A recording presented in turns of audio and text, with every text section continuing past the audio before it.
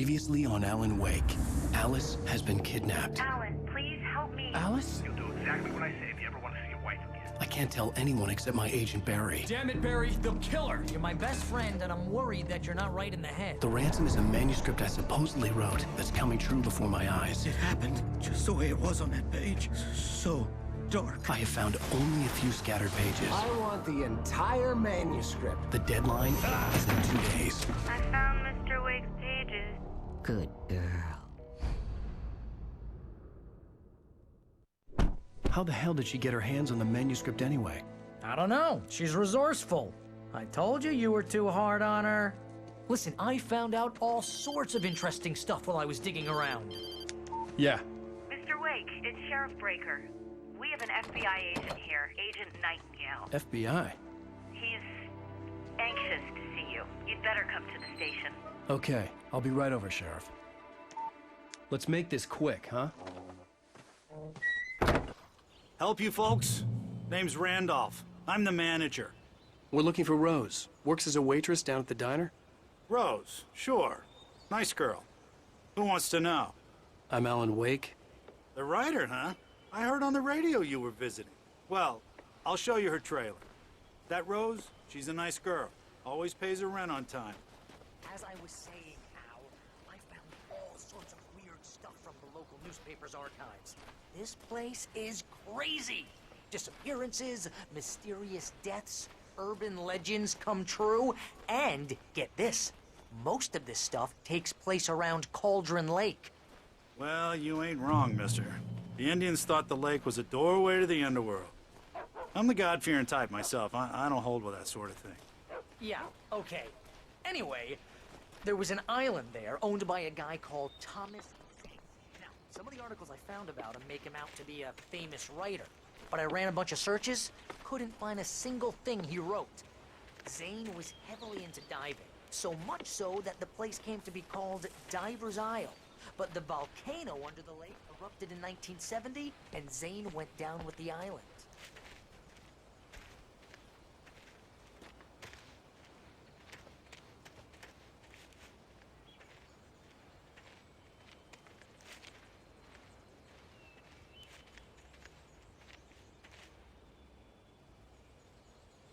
It gets better. A local girl, Barbara Jagger, drowned in Cauldron Lake just a week earlier. They were lovers. Sure, Jagger's a local spook story. The Scratching Hag comes for you in the dark. Childish stuff like that. Anyway, Al, I'm just getting to the best part. All of the articles about this stuff were written by Cynthia Weaver. I asked around, and she's that crazy bag lady you met. What, the lamp lady? She can be a little loopy, but she's not homeless or anything. Yeah, anyway, she knew both Jagger and Zane before they both died, and she had some kind of a breakdown.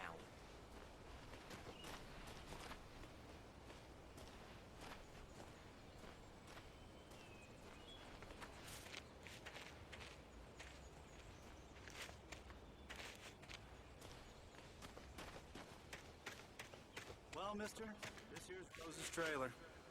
You mind me asking what you want with her? We're just here to talk to her, pal.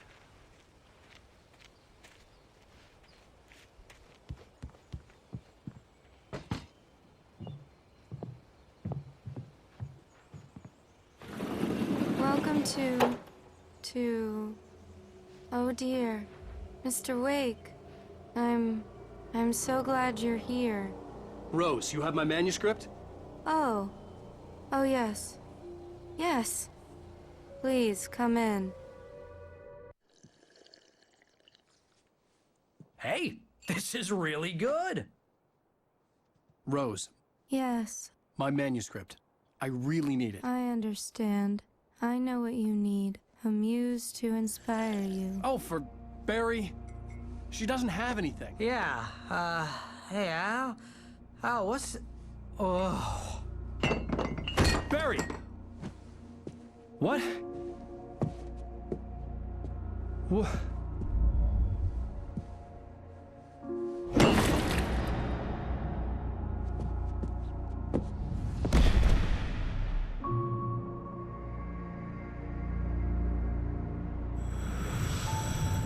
It's coming for for you, hiding in my barber's skin. I'm too weak to stop it. You must turn the lights on. I promised I'd come visit you and your lovely wife. You must finish what you started. I insist. You must turn the lights on. Turn the light on. Back to work, boy.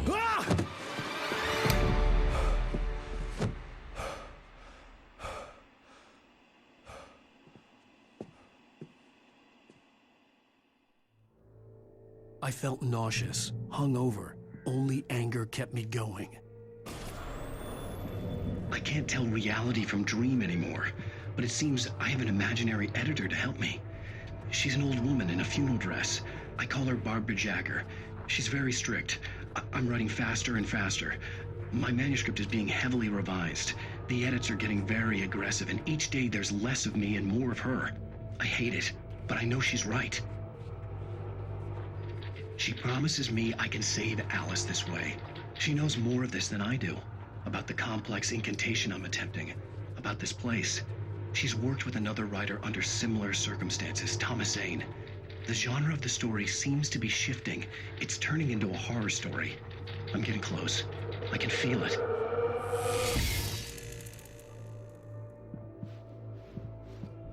Rose took a day from me. I had less than 12 hours left to meet the kidnapper. All I could do was get Barry into the car, work something out once I got on the road. Barry was out of it. He was way too heavy to carry. You're right. I deserve more money. I'm so handsome. Welcome to the Oh Dear Diner. What can I get you today? Coffee?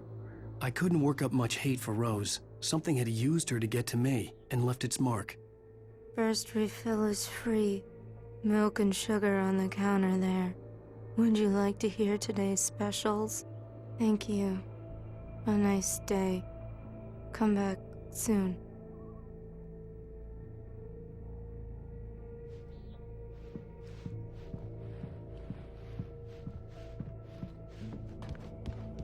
My gun and flashlight were gone. I'd have to find a way to get Barry into the car as quickly as possible. There was no time to waste.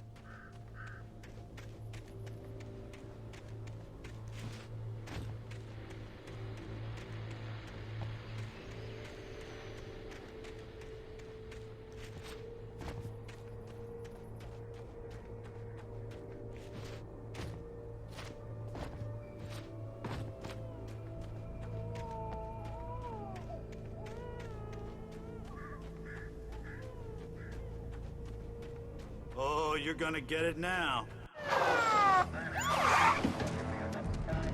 God knows what you've done to that poor girl. This is Agent Nightingale, FBI! Get him up, Hemingway! You're under arrest! You move a muscle, I'll unload right in your goddamn face! Stay right where you are, Spillane!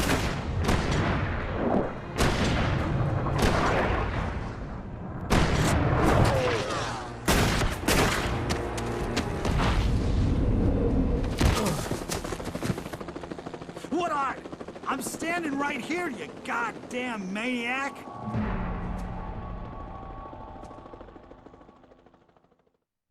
I hated to leave Barry behind, but there was no way I'd miss my appointment with the kidnapper. Give it up, Mr. Wake! Come on! Make it easier!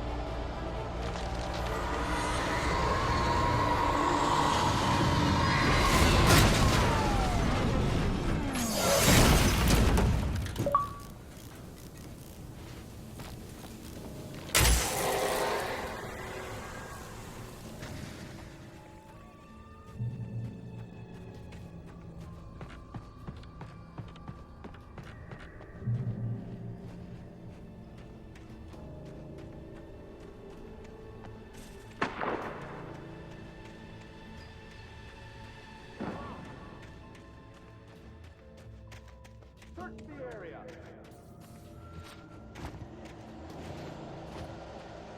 Stay sharp. This way. Over here.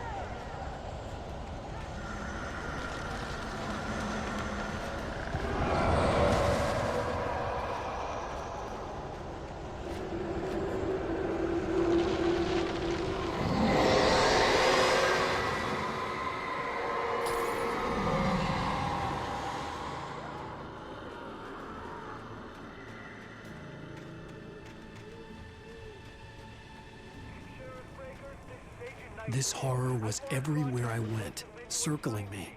The cops didn't stand a chance. They were after a writer, not a monster. Deputies, are you kidding? I mean, have you seen this guy? He wears a tweed jacket. Over. He's the guy we're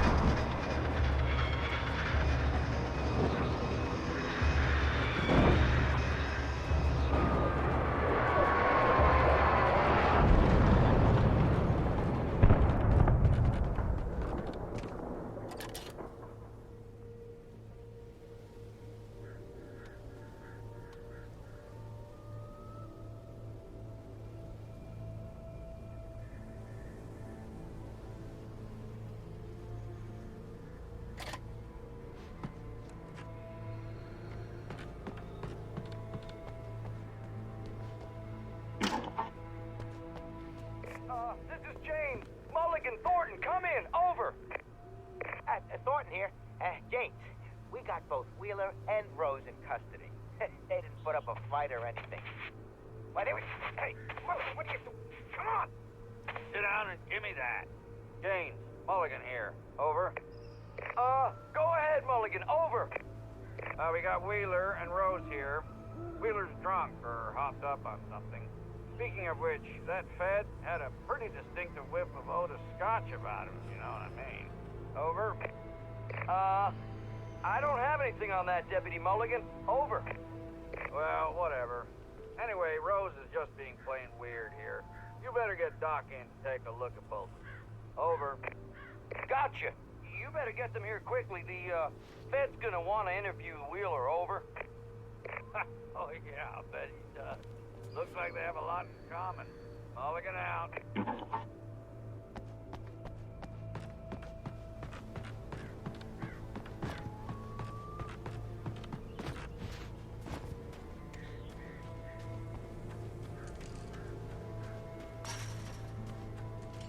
I imagined that the broadcast tower in the distance was part of the local radio station. Maine seemed like a decent guy. Perhaps he could give me directions to the coal mine.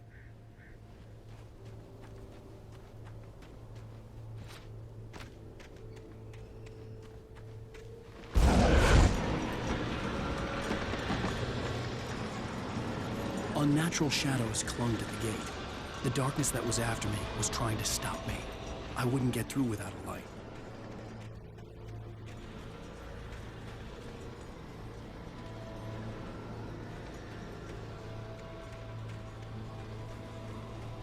There was no power to the searchlight.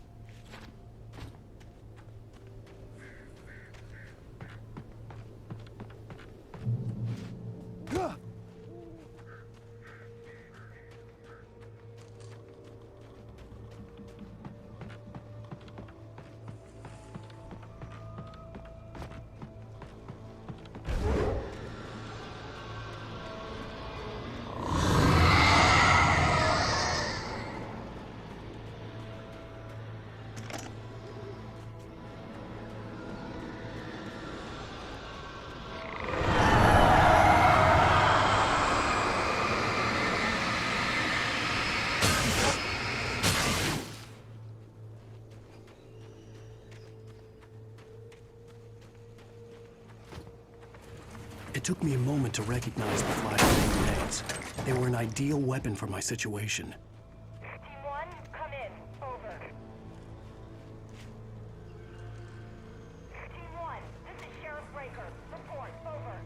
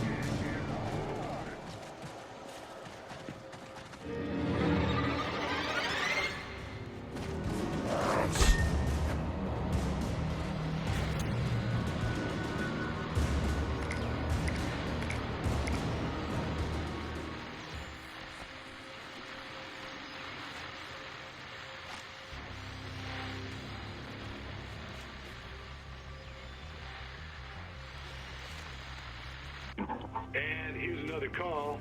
You're on KBF-FM with Pat Maine. It's Milt Peabody, Pat.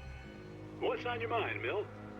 Well, I live near the trailer park, Pat, and there's a big ruckus going on over there. Well, that's just up the road from me, too. What's going on, do you know?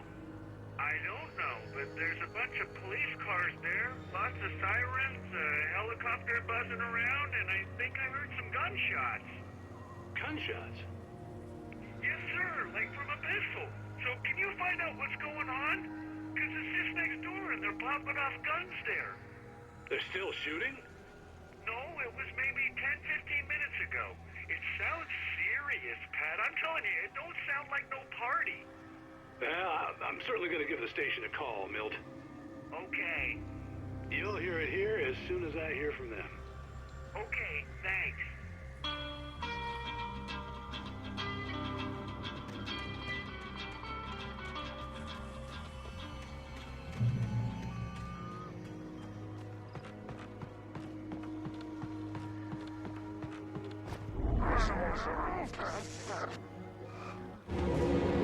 You are my last!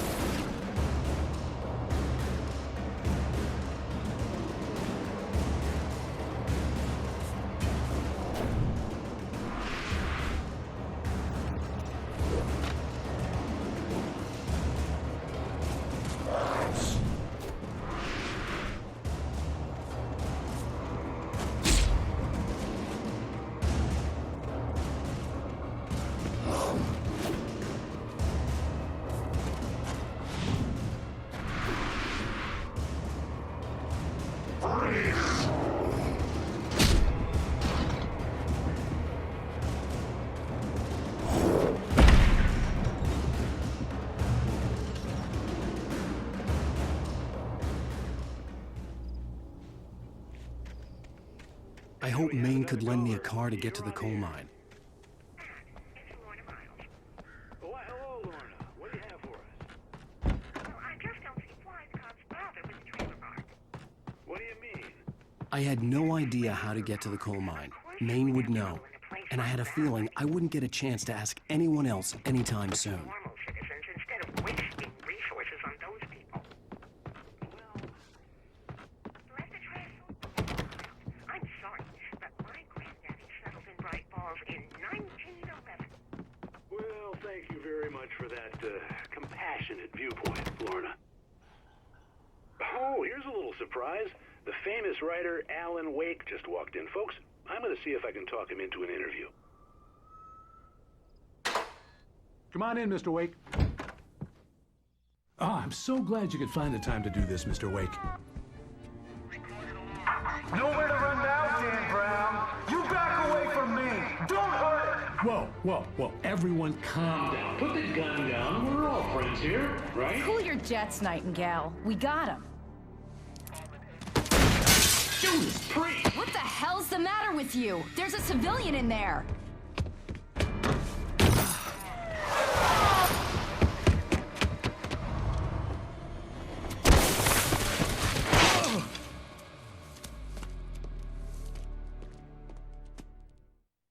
I'll get you yet, even if it kills me. You hear me? You hear me, H.P. Lovecraft? I had fallen off so many cliffs it was ridiculous. That's what you get for naming a book The Sudden Stop.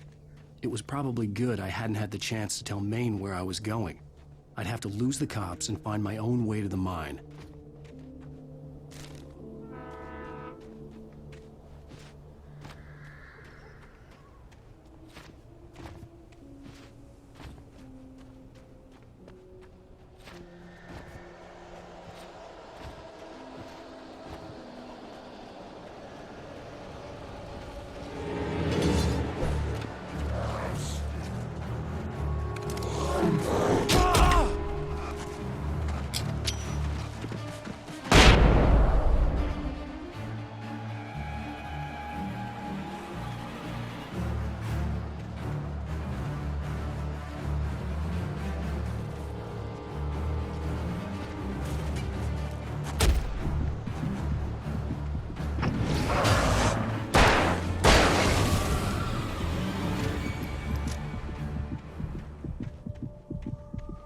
There was no sensible reason for the power company work lights to be here.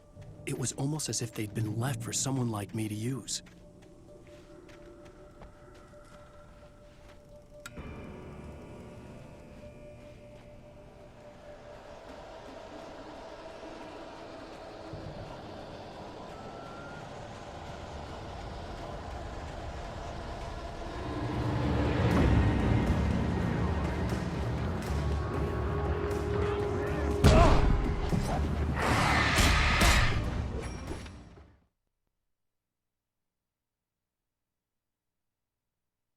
Left for someone like me to use.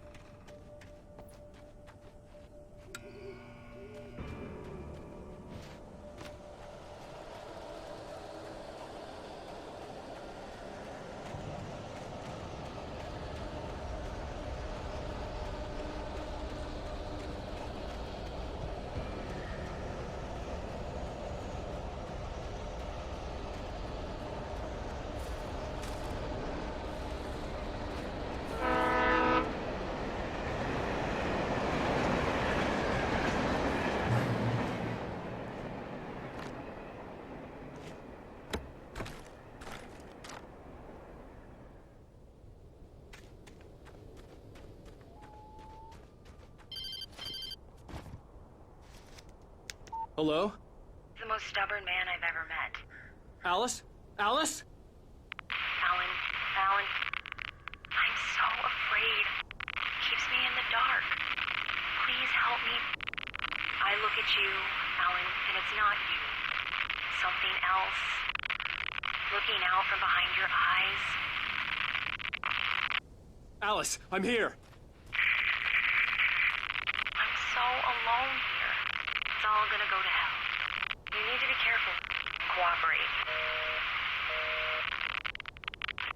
The connection had been terrible, but that wasn't the only thing that hadn't been right with the call. She sounded wrong somehow, but she had called me.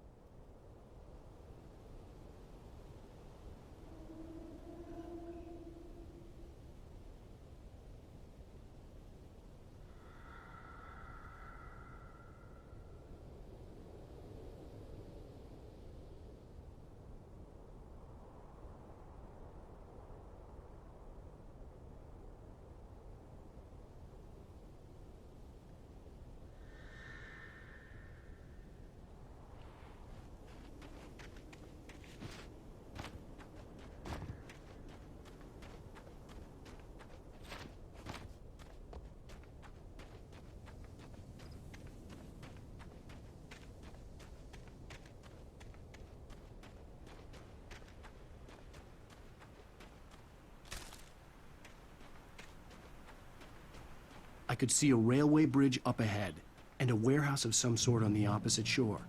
I hoped I could find a car from there.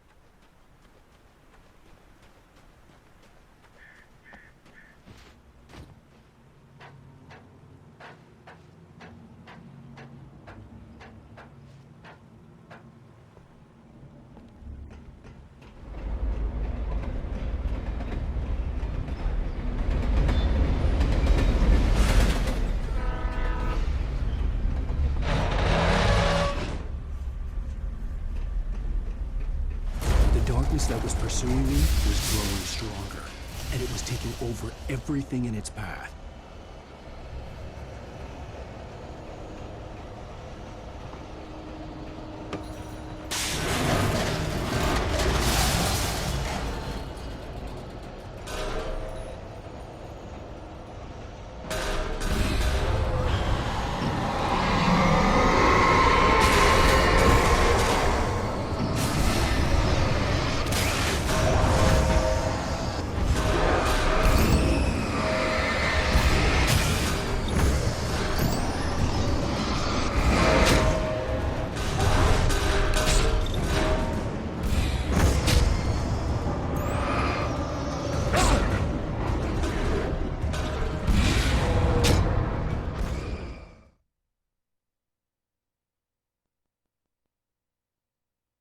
On the opposite shore.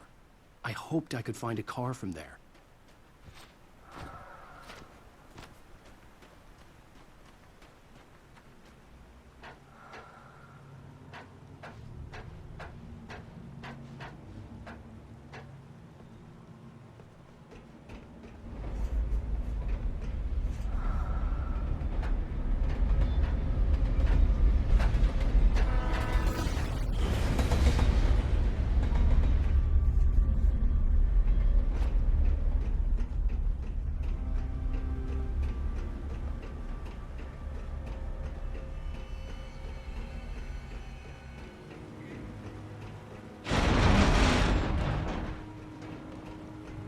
The darkness that was pursuing me was growing stronger, and it was taking over everything in its path.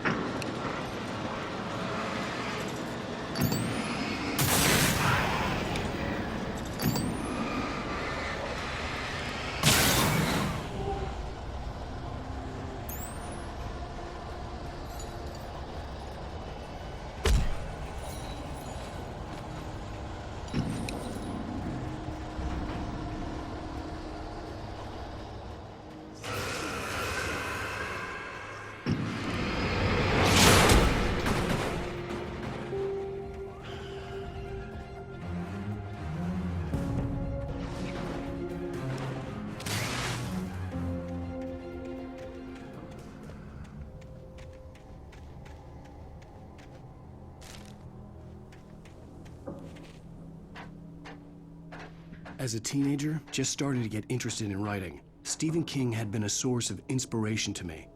I thought about all the inanimate objects that had come to life in his books. No one is safe in a good horror story. Certainly not the protagonist. That's what makes them fun. This was anything but. The darkness could possess anything, and it was getting closer.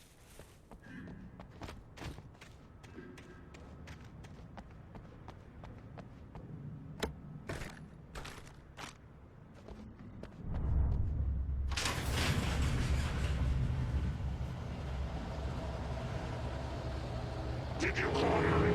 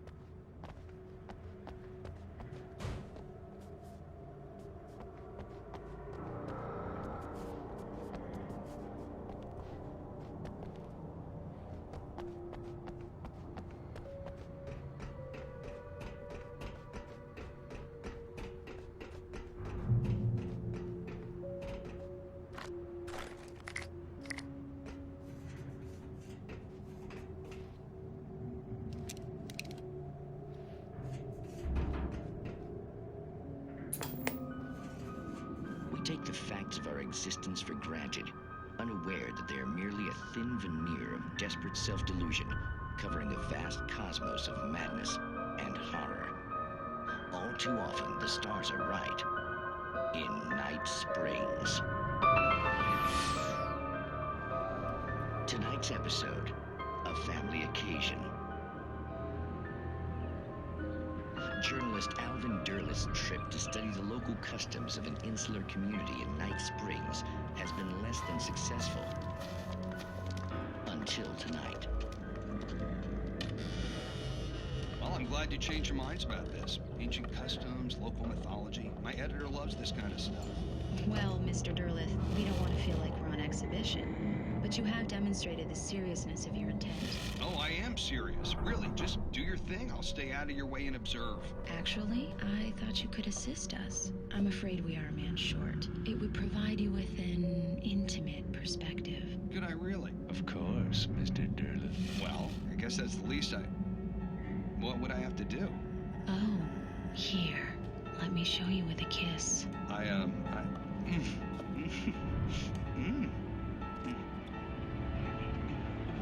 What did you...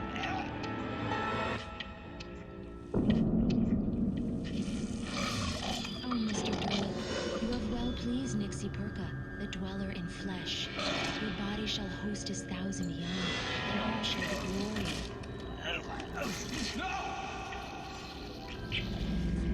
Shh, darling, be calm. Shh. Alvin Derleth learned a harsh lesson.